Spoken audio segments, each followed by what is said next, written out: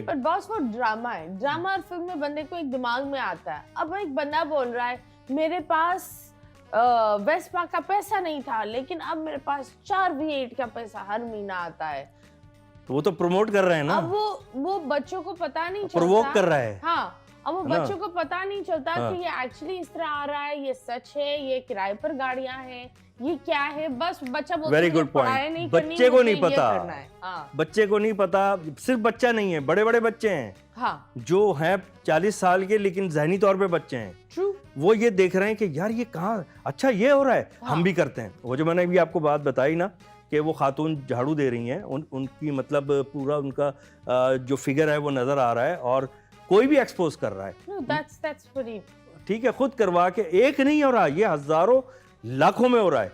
अलग अलग लोग ये झाड़ू पोछा कर रहे हैं इस तरह। हाँ, ये कोई झाड़ू पोछा। अरे तो यार वो किसी एक घर के थोड़ी कर रहे हैं, अलग अलग लोग अलग अलग घरों में इस तरह दिखाते हैं। क्योंकि जब कोई खातून बैठती हैं, वो समझ रही हैं आप मेरी बात, तो वो एक पोस्टर अलग बन जाता है ना, तो उसको एक्सपोज करके डाल रहे हैं आप सिर्फ इसलिए कि लोग देखेंगे तो पैसे मिलेंगे। तो बाकायदा ये तो बेगैरती हो गई ना। ट्रू। वेल, इस तरह आई बिलीव एक होता है पैसों के पीछे इतना इंसान को अंदर नहीं होना चाहिए कि वो भूल जाए राइट और रॉन्ग क्या है।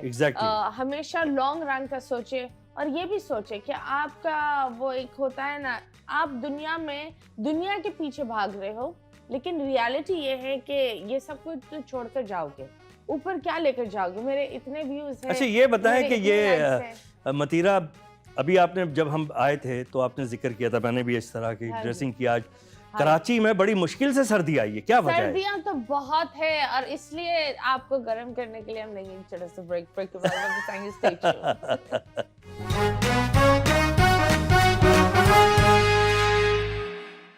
वेलकम बैक, आप लोग देख रहे हैं 21mm और यस, सर्दियों की रातें शुरू होने वाली है एंड जनवरी में तो सुना है और आएंगी सर्दियां। अभी कितनी है? अभी बस इतनी है जहां ज्यादा कपड़े पहन सके। तो अच्छा ये बताएं, ये सर्दियों में आपने गर्मी वाले कपड़े क्यों पहने? बस यार थोड़ा फैशन भी है ना, और देखो माहौल कितनी रोशनी है, इस रोशनी में हम गर्म हो गए।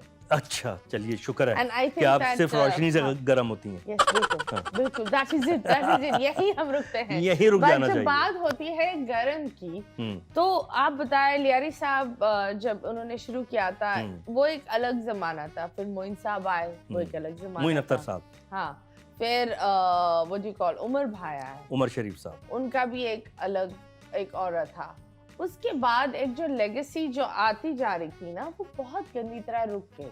उसमें आई थिंक आप भी हैं, शकील सर भी है, बहुत सारे लोग हैं, लेकिन किसी ने उसको लेकर क्यों नहीं चले? उसके लिए मेहनत बहुत करनी पड़ती है मतीरा। हाँ, और आपको पता है मैंने मोइन अख्तर साहब से बाकायदा डंडे खाए। डंडे? हाँ, ये बड़ा मजे का। हाँ हाँ। क्यों?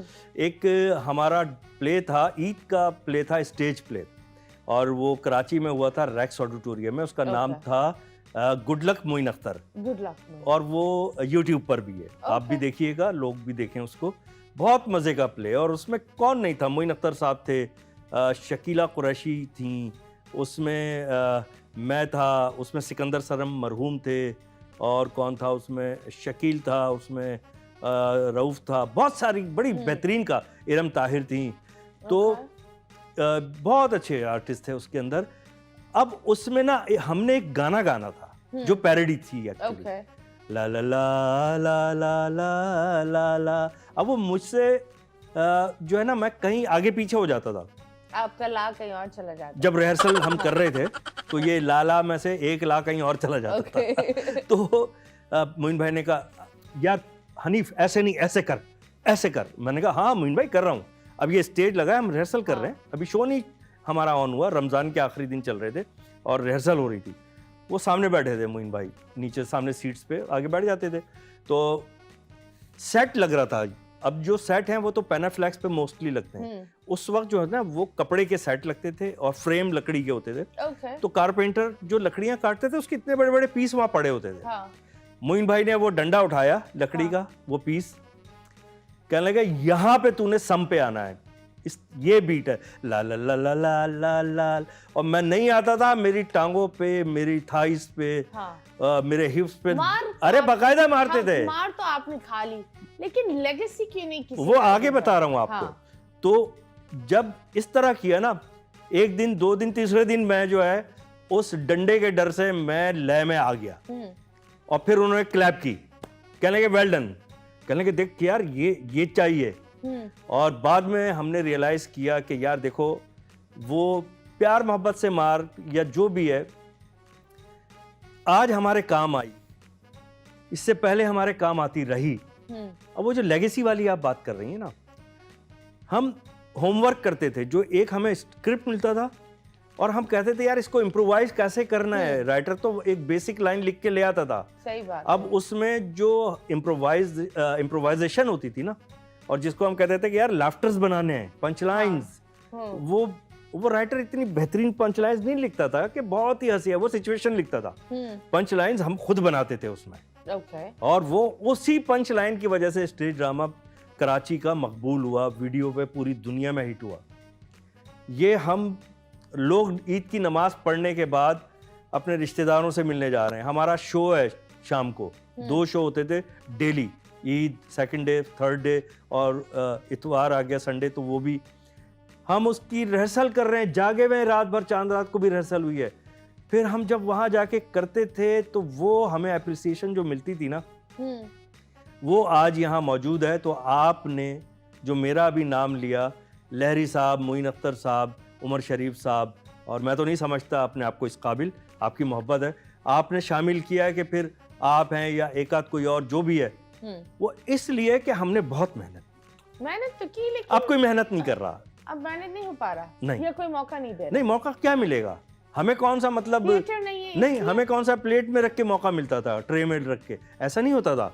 हम कास्ट हो गए, उसके बाद हमें खुद ब खुद करना होता था सब कुछ। पर जैसे आप देख रहे हैं अभी थिएटर तो कम्प्लीटली चला गया है, पंजाब का थिएटर तो आप जाए नहीं, वहाँ तो आपको हाँ, वल्गैरिटी बहुत हो गई ना, वो एक अजीब, ये तो आपने बहुत तरीके से करके दिखा दिया है। नहीं, मैं वो नहीं करूंगी, वरना जिस तरह का होता है ना, वहाँ से, समझ गए।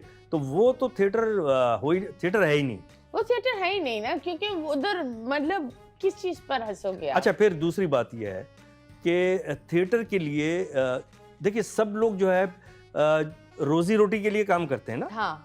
तो आप भी यहाँ बैठी हैं तो पैसे ही लेंगी ना। हमारा प्रोफेशन ही है, तो हम लोग इसीलिए काम करते हैं ना सब लोग। वो कैमरामैन साहब बैठे हैं तो वो सैलरी लेंगे तो वो शूट करेंगे ना, शौक में तो नहीं आएंगे रोज। तो हर आदमी की कोई ना कोई जॉब है। पहले ये थिएटर जो था ये एक जॉब भी था। पहले हम आते थे अपने पैशन में, शौक में आते थे, फिर जब हम प्रोफेशनल हो जाते थे तो हमें बहुत हैंडसम अमाउंट मिलता था, और अल्हम्दुलिल्लाह दुनिया भर में इसी से हमारी रिकग्निशन हुई, शोहरत हुई अल्लाह के फजल से। तो अब